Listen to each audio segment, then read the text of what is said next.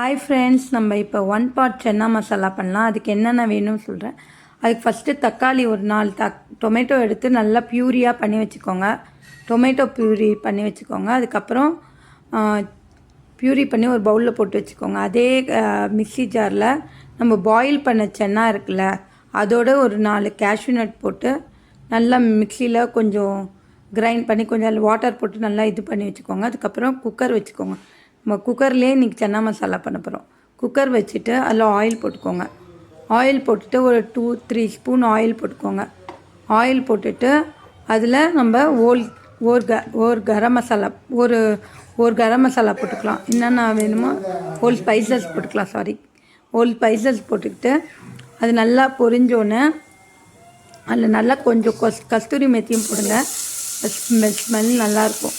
அப்புறம் அது பொரிஞ்சோடனே நல்லா வெங்காயம் போட்டுட்டு நல்லா வதக்கிக்கோங்க. நான் இன்றைக்கி இஞ்சி பூண்டு இல்லாமல் பண்ணுறேன். உங்களுக்கு வேணும்னா இஞ்சி பூண்டு பேஸ்ட் போட்டுக்கலாம். நான் இஞ்சி பூண்டு பேஸ்ட் இல்லாமல் பண்ணுறேன். உங்களுக்கு வேணும்னா இஞ்சி பூண்டு போட்டுட்டு நல்லா வதக்கிக்கோங்க. கொஞ்சம் நல்லா வெங்காயம் வதங்கினோன்னே இஞ்சி பூண்டு பேஸ்ட் போட்டுக்கோங்க. நான் இஞ்சி இல்லாததுனால நான் போடலை. நீங்கள் வேணும்னா போட்டுக்கலாம். நல்லா வதக்கிட்டு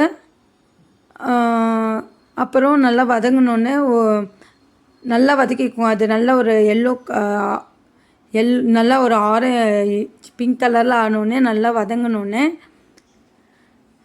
நல்லா வதக்கிக்கோங்க. நல்லா வதங்கினோடனே இந்த நம்ம டொமேட்டோ ப்யூரி வச்சுருந்தோம்ல, பண்ணி வச்சுருந்தோம்ல, அதை போட்டுக்கோங்க.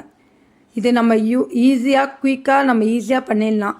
நம்ம எல்லாத்தையும் வதக்கி குக்கரில் வேக வச்சு மிக்சியில் அரைச்சி ரொம்ப லேட் ஆகணும். இதுமாரி ஒரே பாட்டில் பண்ணி ஒரே குக்கரில் ஒரு 2 விசில் விட்டு எடுத்தோன்னா நம்மளுக்கு சன்னா மசாலா ரெடி ஆகிடும். அது இல்லாமல் நம்ம முன்னாடியே பாயில் பண்ண சன்னா தானே, அதனால் ஈஸியாக நம்மளுக்கு இதாகிடும். ஒன் டைம் இதுமாரி ட்ரை பண்ணுங்கள். நல்லா டொமேட்டோவும் நல்லா வதக்கிக்கோங்க. நல்லா வதக்கணுன்னு நம்ம அரைச்சி வச்சுருந்தோம்ல, அந்த சென்னாவையும் போட்டுக்கலாம். அந்த அரைச்சி வச்ச சென்னாவையும் போட்டுட்டு நல்லா வதக்கிட்டு அதுக்கப்புறம் நம்ம என்னென்ன பவுடர் போடணுமோ அந்த பவுடர்லாம் போட்டுக்கலாம். நல்லா வதக்குங்க. நல்லா வதக்கி ஆயில் நல்லா பிரிஞ்சு வரணும். பிரிஞ்சு வந்தோடனே சில்லி பவுடர் போட்டுக்கோங்க. உங்கள் காரத்துக்கு ஏற்ற சில்லி பவுடர் போட்டுக்கோங்க. நாங்கள் காரம் கம்மியாக சாப்பிட்றதுனால கொஞ்சம் 2 ஸ்பூன் சில்லி பவுடர் தான் போட்டுருக்கேன். அதுக்கப்புறம் தனியா பவுடர் ஒரு 2 ஸ்பூன் போட்டுக்கோங்க. அப்புறம் ஜீரக பவுடர் 2 ஸ்பூன் போட்டுக்கோங்க. ஜீராவோட ஃப்ளேவர் தான் இந்த சன்னா மசாலாவுக்கு நல்லா இதாக இருக்கும். அப்புறம் மஞ்சத்தூள் போட்டுக்கோங்க. ஜீரா பவுடரும் 2 ஸ்பூன் நல்லா போட்டுக்கோங்க. நான் வீட்டில் சன்னா மசாலா இருக்கிறதுனால சன்னா மசாலா போடுறேன். உங்களுக்கு சன்னா மசாலா இல்லைன்னா நீங்கள் நார்மலாக இதே போட்டாலே போதும். கொஞ்சம் கரம் மசாலா மட்டும் கொஞ்சம் எக்ஸ்ட்ரா போட்டுக்கோங்க. ஏன்னா நான் சன்னா மசாலா போடுறதுனால கரம் மசாலா போடல. நீங்கள் வேணால் கரம் மசாலா போட்டுட்டு உப்பு போட்டுக்கோங்க. உப்பு போட்டுட்டு வாட்டர் போட்டுக்கோங்க. நம்ம சன்னா வேக வச்ச வாட்டரை வேஸ்ட் பண்ணாமல் அதில் தான் நல்லா ஸ்ட்ரென்த் இருக்குது. அந்த தண்ணியை ஊற்றிட்டு ஒரு கொதி வந்தோடனே நம்ம சன்னா பாயில் பண்ணி வச்சுருந்தோம்ல, அந்த சன்னா போட்டுக்கோங்க.